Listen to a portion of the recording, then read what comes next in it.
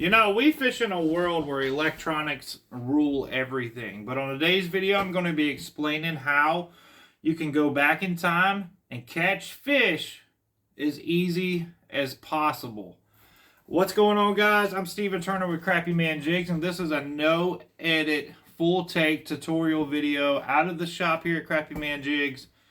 Today, we're going to be covering long lining. So stay tuned. Make sure y'all hit that thumbs up button for me. I drop videos like this all the time to teach the world how to catch more slabs.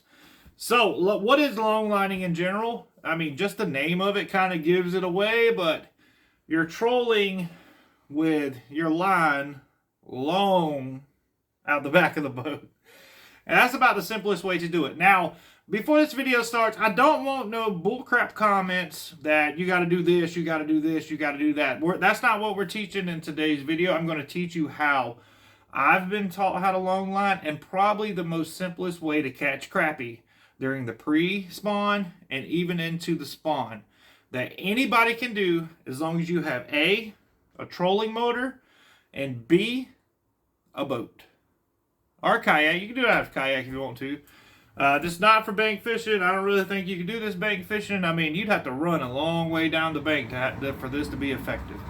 So let's jump right into this. So first and foremost, what baits and materials do you need to go do this?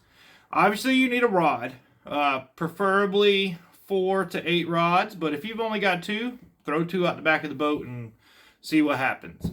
But as far as baits goes, you need 1/16. 1/16. I don't want no 132s. I don't want no 1/8s. For what I'm teaching on today's video, and I'm going to explain how to know when to do this, so stick around. We're just going to go over the baits real quick. 1/16 underspins are great, phenomenal. Have them on a couple poles, and also just your plain Jane 1/16. Your round head, you can get fancy with it and get some pill heads. Either way, 1/16, get a couple different colors of them, tied a couple different colors. And far as jig goes, you want something with action. The only jig that I personally sell that is really good for tight lining, or not tight lining, long lining, see, no edits, long lining is the 1.5 swim bait. So I do suggest getting some jigs with curly tails, big swim baits, your 2-inch swim baits, 2.5s, and the 1.5. The 1.5 is killer. Y'all sleep on that jig so much. There was a 298 called a couple weeks ago on that jig in the swamp at Santee Cooper. Crazy. Anyways, all right. So we got baits, 1/16 jig heads. Put some kind of jig on it, whatever you want. But you know, that's on you. This is a simple way to fish, guys. All right, next, you need a phone, a graph, or something that's going to tell you your speed.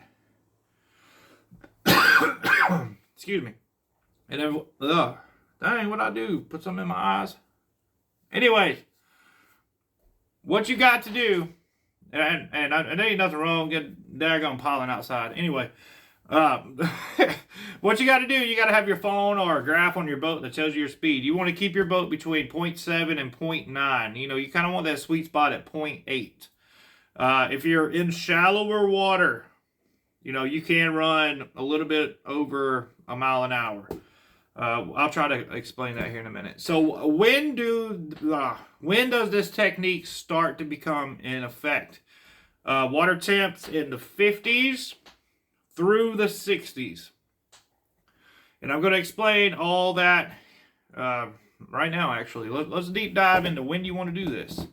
So, like I said, 50 through 60, you're pre-spawn. You're in pre-spawn. When you're in 60 to 65, you got a lot of males making beds. You got some laying eggs. But like in my last video, if you want to go check that out, where to catch fish in March, they make a circle. You know, you got bridge, brush pile, spawn, spawn, brush pile, bridge, bridge, brush pile, spawn. You've got fish in all these cycles. But when you start long lining, you're going to introduce one more cycle to that. So you'll have creep channel, bridge, brush pile, spawn, spawn, brush pile, bridge, and then maybe creek channel for some of them.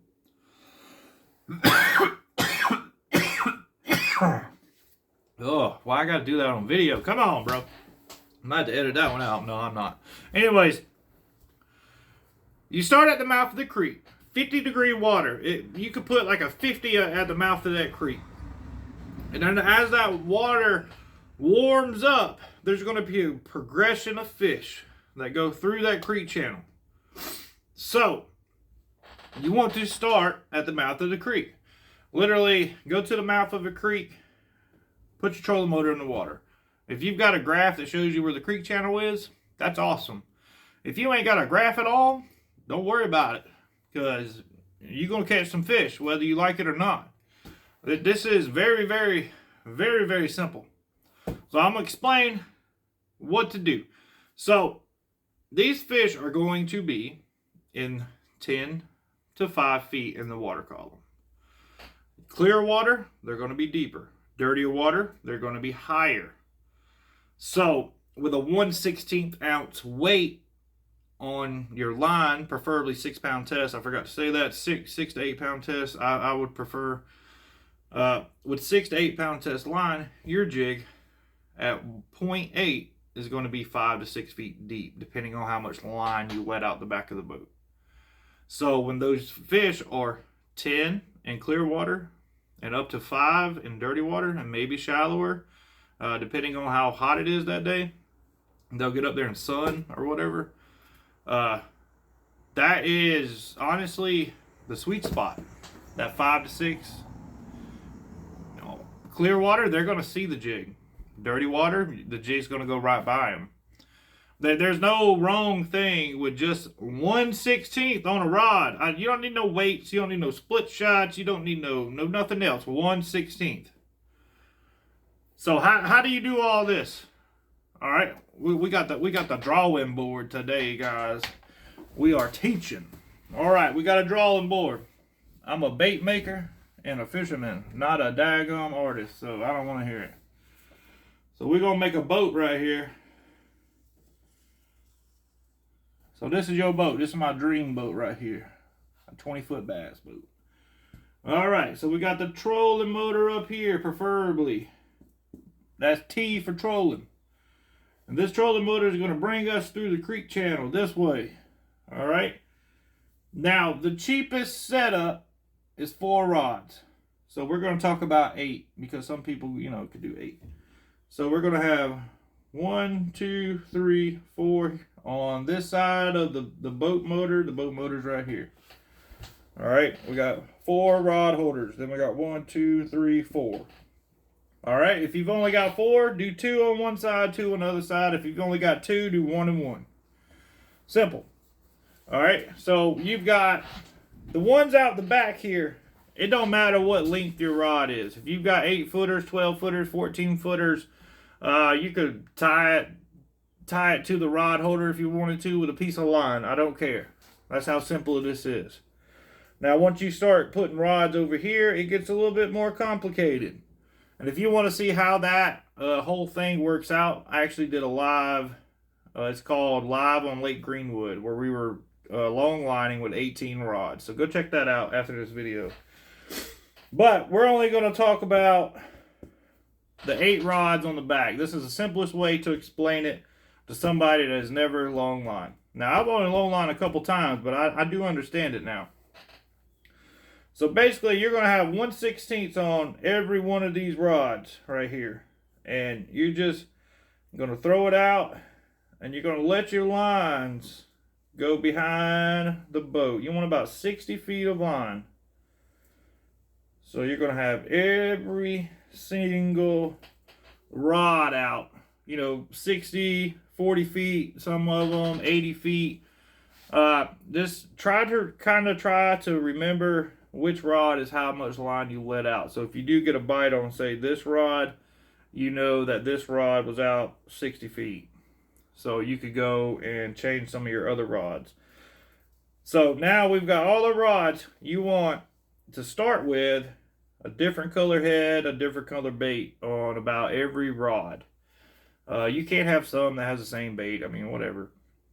And you want to let your you start with the one on the outside and you come in. You start right here.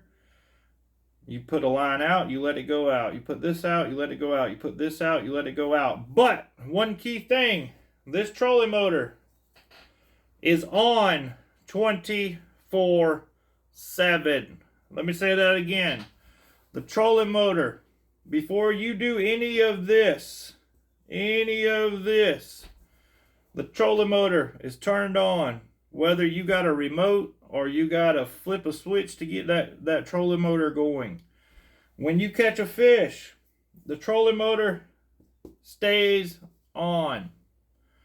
This technique's a lot simpler if you had the remote. Honestly, I don't have a remote. That's why I don't do it out of my boat, because I ain't hurting my ankle up there trying to turn this thing all day. But if you have a remote, it makes it a lot simpler. But most foot control trolling motors have a setting that keeps the trolling motor going.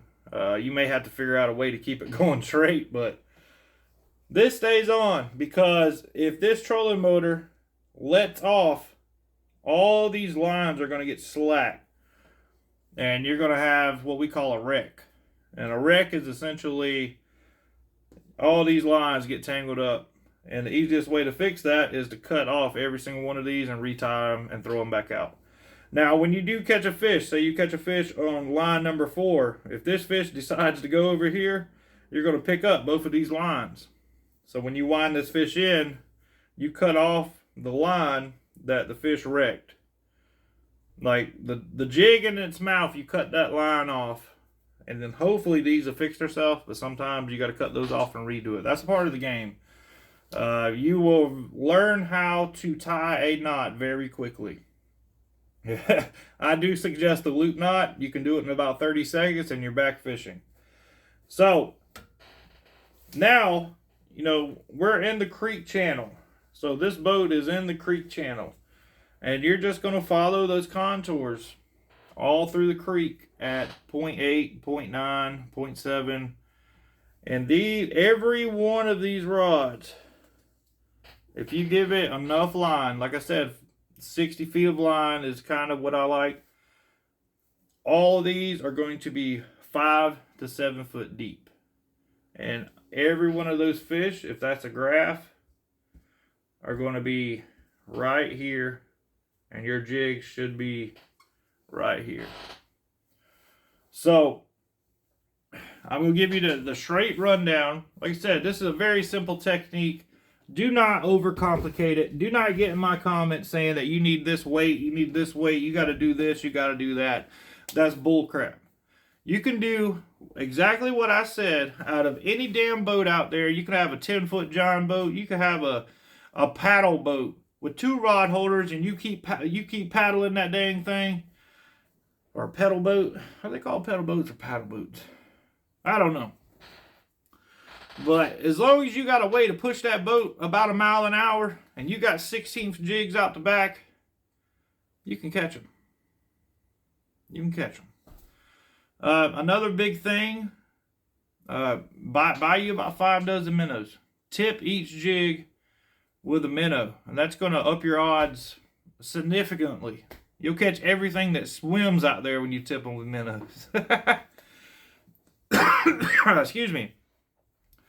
But go out, try it for yourself. If you don't believe me, take an hour, start at a mouth of a creek. You can find this on any map. You can go to Walmart and buy a map and find the creeks. Go to that mouth of the creek. Put out a bunch of lines out the back. Some states only allow you to have so many rods. You might want to look into that. And troll those jigs, tip with minnows, 0.8 through that creek channel. And when you catch fish, come back to this video and comment down below. Stay slabby.